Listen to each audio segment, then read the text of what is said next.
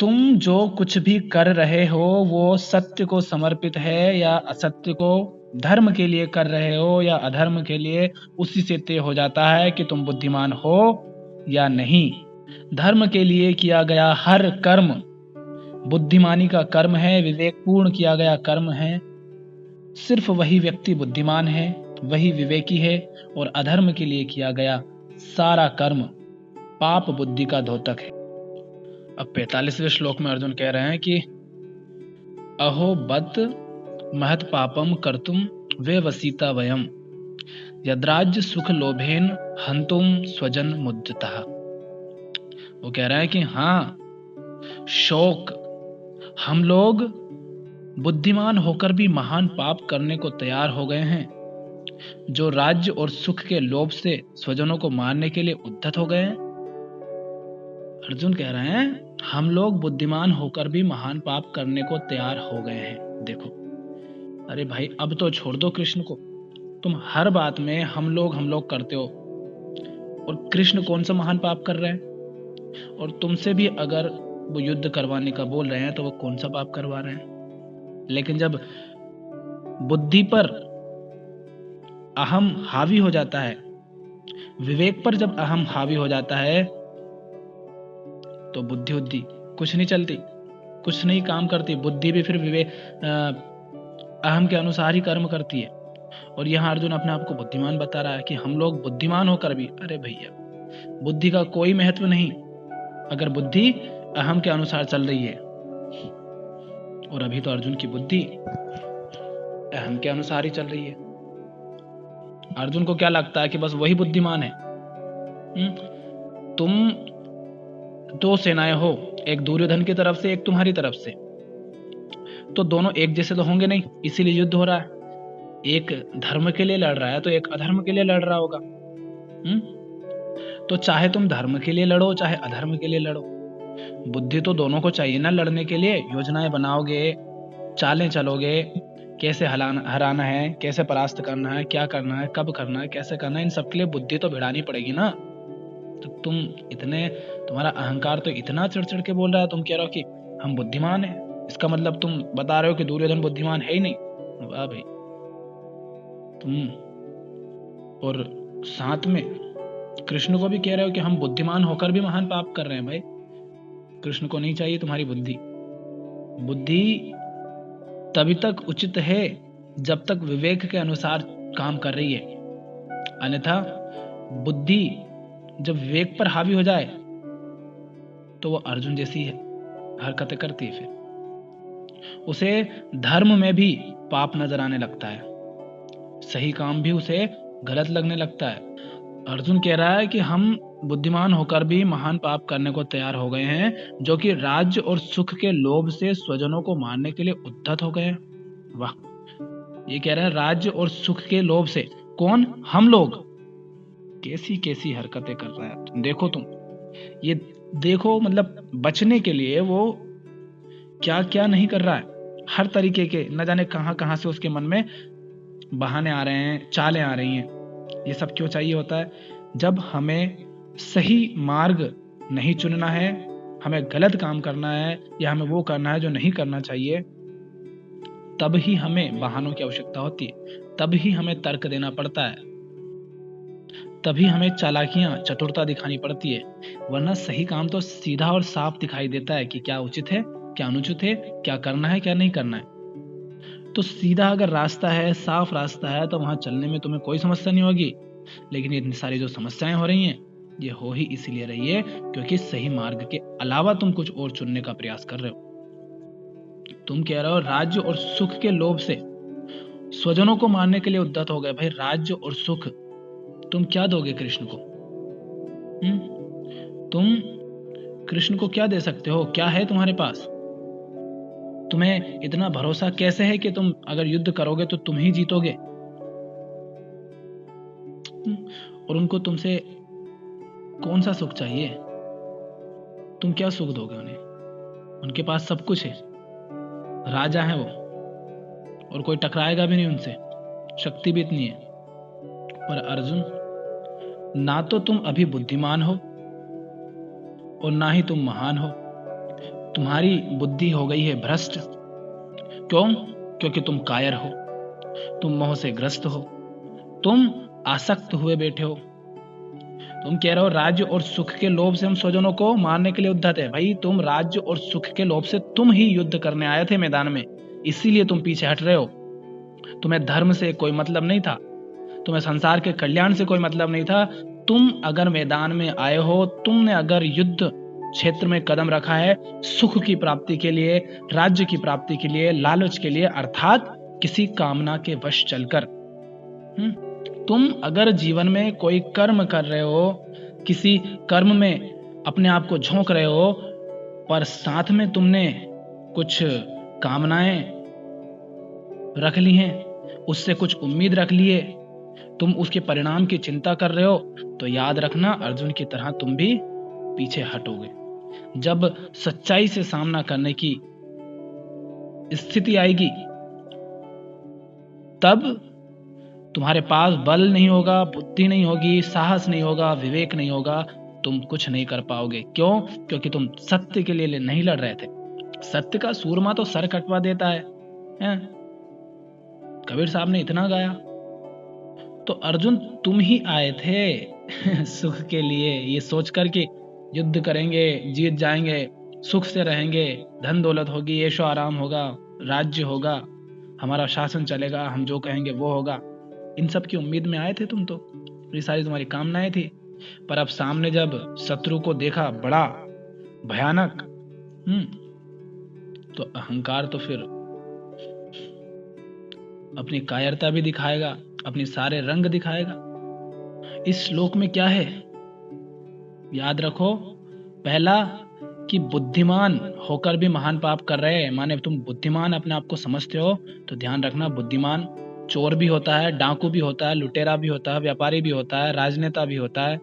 दुर्योधन भी बुद्धिमान है, कंस भी बुद्धिमान था, रावण भी बुद्धिमान था। बुद्धिमान राम भी थे, कृष्ण भी थे, सब बुद्धिमान होते हैं। पर उस बुद्धि का उपयोग तुम कहां कर रहे हो, इससे तय होगा कि तुम पापी हो या पुण्यात्मा हो।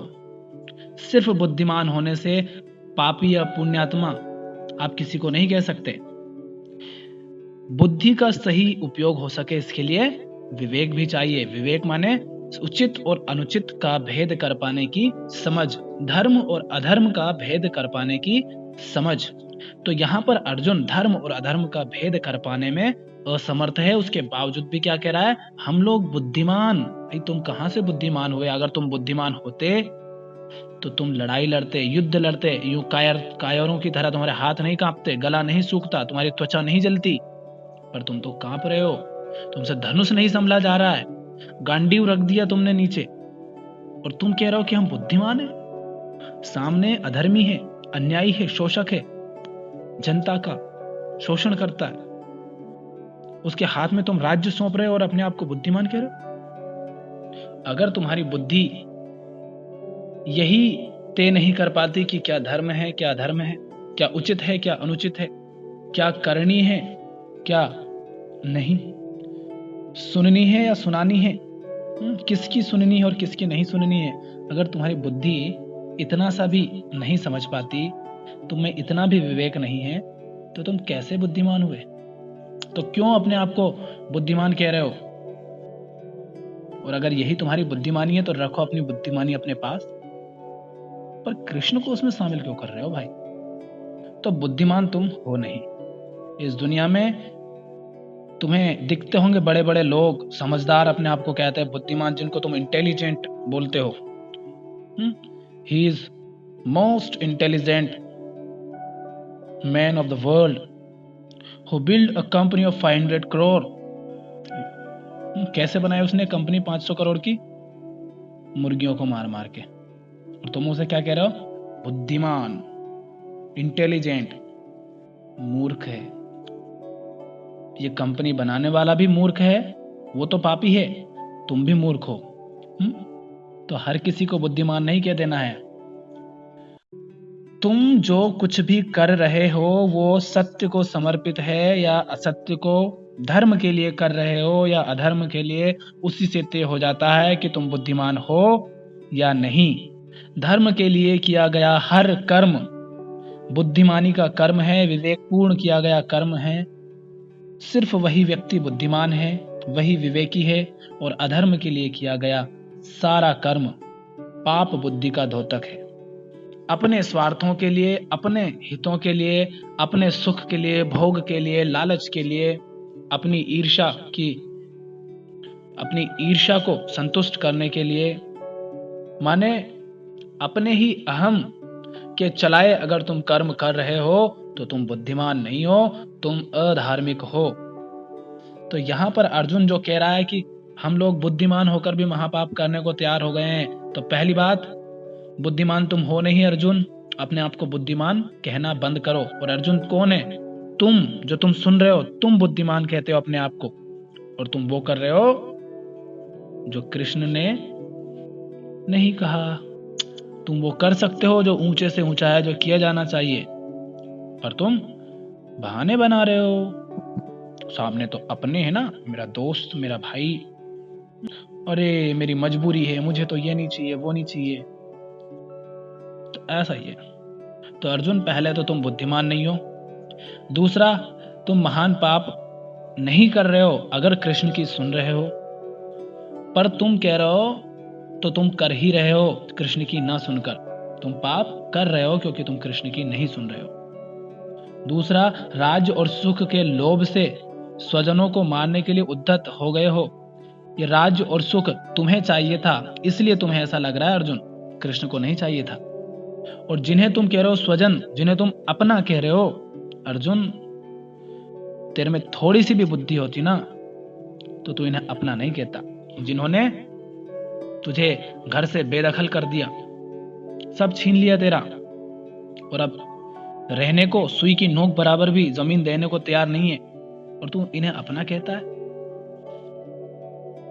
ये लोग जो अधर्म को बढ़ावा दे रहे हैं, अन्याय कर रहे हैं, तो इनको अपना कह रहा है। अगर इनको तू अपना कह रहा है तो कृष्ण को कैसे कहेगा? एक ही मटकी में आग और पानी तो नहीं रह सकते ना। तो तू कृष्ण को अपना कह ले या इनको अपना कह ले, तो दोनों को अपना नहीं बना सकता। तो अगर तुझ में बुद्धि होती तो तू इनको अपना नहीं कहता।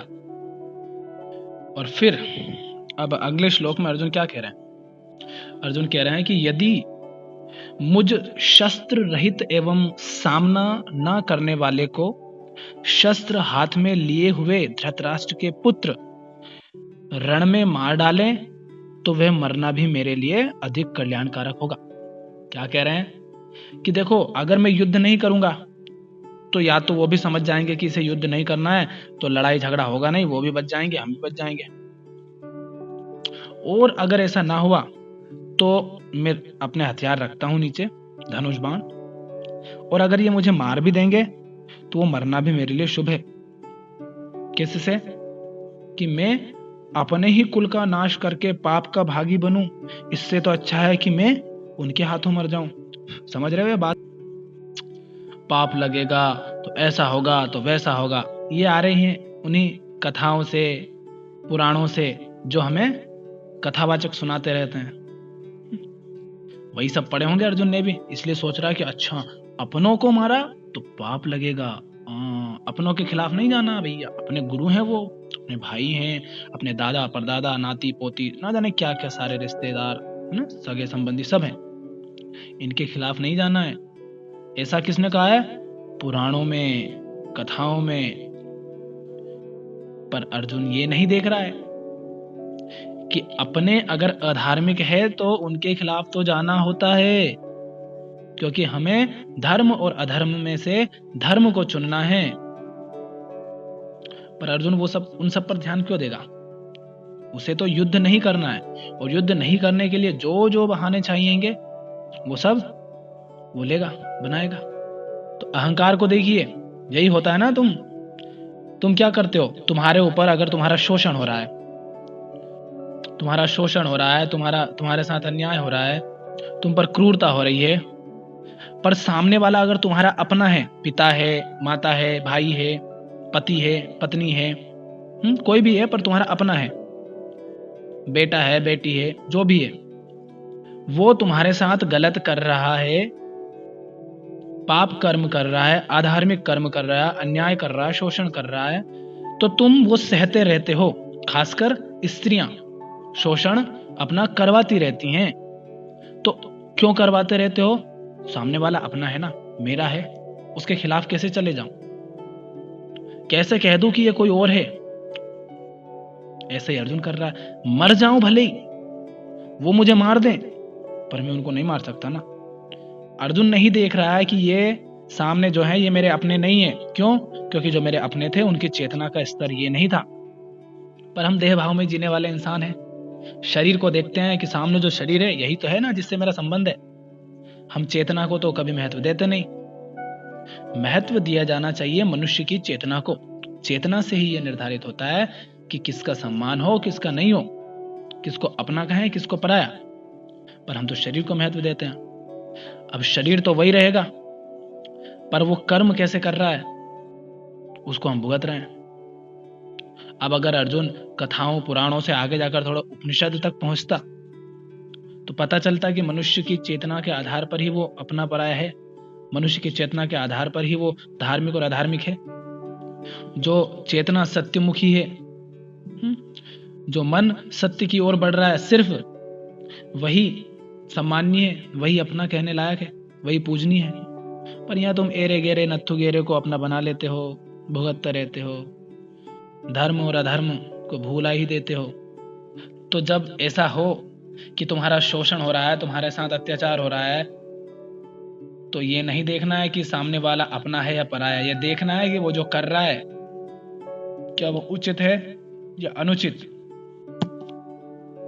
अगर अनुचित है तो चाहे फिर वो कोई भी हो, अपना हो, पराया हो, छोटा हो, बड़ा हो, अमीर हो, गरीब हो, कोई साधारण मानव हो या कोई राजनेता, कोई व्यापारी, कोई अरबपति खरबपति, कोई भी हो, उसके खिलाफ युद्ध लड़ेंगे। यहाँ कोई अपना पराया नहीं।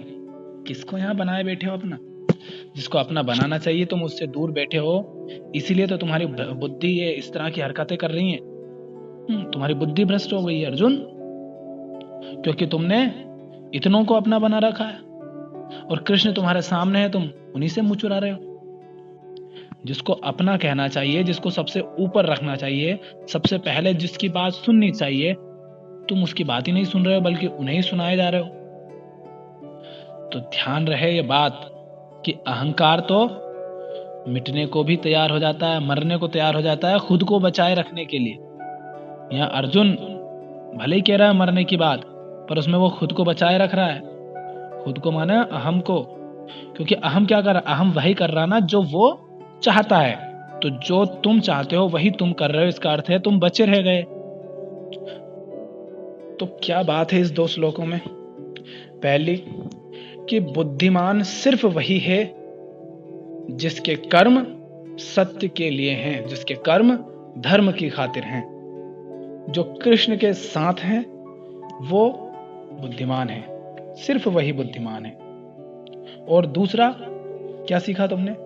कि तुम अगर अपने स्वार्थों के लिए कर्म में उतरोगे तो निराशा मिलेगी, हताशा मिलेगी, हारोगे, गिरोगे, डर जाओगे, बल नहीं होगा, कमजोरियां होगी अर्जुन की तरह।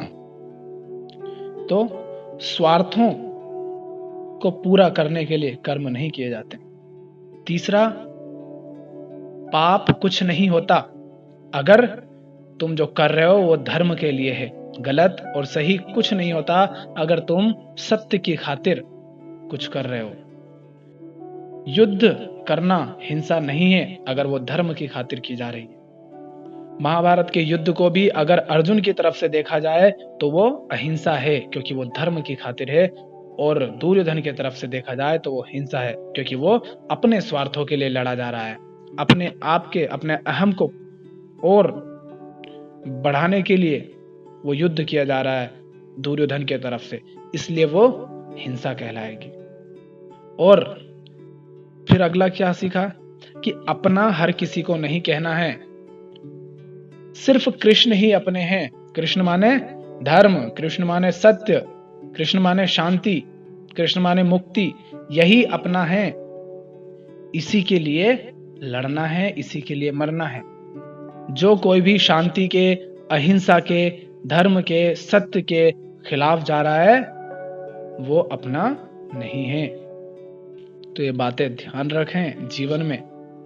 जब भी कोई निर्णय लें तब देखें कि क्या कर रहे हो और किसके लिए कर रहे हो, किसे अपना बना रहे हो। अपनी जिंदगी में झांक कर देखो कि तुम किस किस को अपना बनाए बैठे हो, तुम किस किस का के शोषण के शिकार बन रहे हो और क्यों बन रहे हो। हर समय अपने जीवन का निरीक्षण करते रहें।